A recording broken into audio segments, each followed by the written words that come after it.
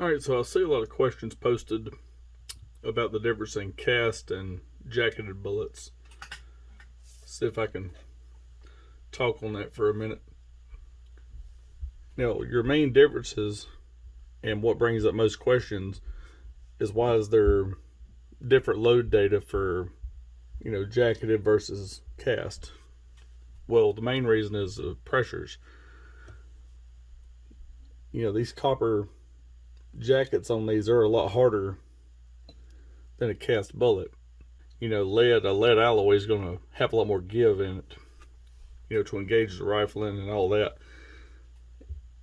Basically a jacketed bullet just kind of skirts along the rifling. It'll get engraved, and the lands will engrave the jacket to cause the bullet to spin in the rifling. But for a cast bullet, due to the nature of the bullet, you need a full bore seal. So basically, your cast bullet has to be a little larger. Usually, optimal is 0.001 to 0.002 over your groove diameter. And the reason being is you need that to form a complete seal inside your barrel. On a jacketed bullet, if hot gases are able to get around this, it's not going to hurt it. The jacket protects the lead. If hot gases are able to cut around the side of a cast bullet, it's going to melt some as it goes down your barrel, and you're going to get severe leading. What I've got here is a chamber cast material. It's called Cerasafe. I use this as opposed to slugging my barrel. If you're going to shoot cast bullets, what you really need to do optimally is whatever firearm you're going to use the cast bullets in, you need to measure your bore diameter, particularly the depth of your grooves, and you need to size your cast bullets to fit that. Now, some people, they'll slug a barrel, which you can take you need a really soft piece of lead, just a little larger than your barrel diameter, and you'll lubricate the bore, and basically you'll use a wooden dowel, and you'll drive that through the barrel, and then you'll take the slug that is made from that. A lot of people use like egg sinkers, but you'll take the slug that you drove through the barrel, and you'll measure right here your groove diameter. Now, I prefer using the Cerasafe because it's easier. It melts. You can actually melt this stuff. I use a heat gun. It melts at a much lower temperature than lead.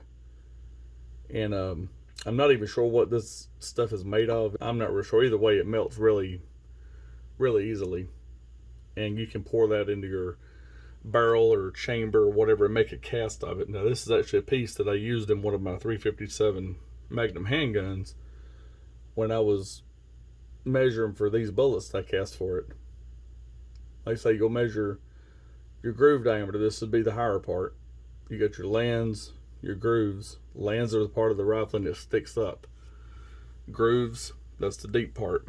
That's what you need your jacketed bullet to fit. And one of the main things that you'll hear when you talk about shooting cast bullets, or someone that's not very knowledgeable, you don't want to shoot cast lead. It's going to lead up your barrel. It'll foul your barrel. That's true if you don't know what you're doing, and if you're shooting improperly sized bullets, or bullets that are too soft, or bullets that are too hard. Now, pretty much, and this information comes from the Lyman cast lead reloaded manual, around 5 to 6 BHN is pretty much too soft. You're getting around pure lead, and you need to keep that under about 700 feet per second. Now, that's good for black powder, muzzle loaders, things like that. But optimally, I would say you want between 10 and 16 BHN, with your optimal numbers being probably 12 to 14. And that'll give you good results in just about any handgun. Rifles, you might want closer to 16, maybe even 17 BHN, because you're gonna be pushing those a lot faster. And if you powder coat or use a gas check, you can get even more velocity out of a cast bullet. Now, 19 to 20 BHN, that's on the hard side. Now, you can get leading from a bullet that's too soft, but you can get leading from a bullet that's too hard as well.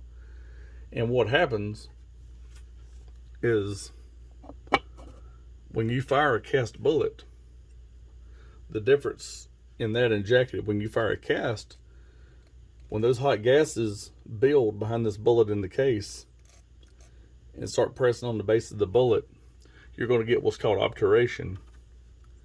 Now what that does is when it starts moving the bullet, it's actually going to expand this base slightly just from the pressure pushing on the rear of the bullet, and that'll force this to fill your grooves and complete a seal in your barrel. If you get a complete seal and you're either powder coated or you're using a proper lubricant like this, then you're not going to see any leading in your gun.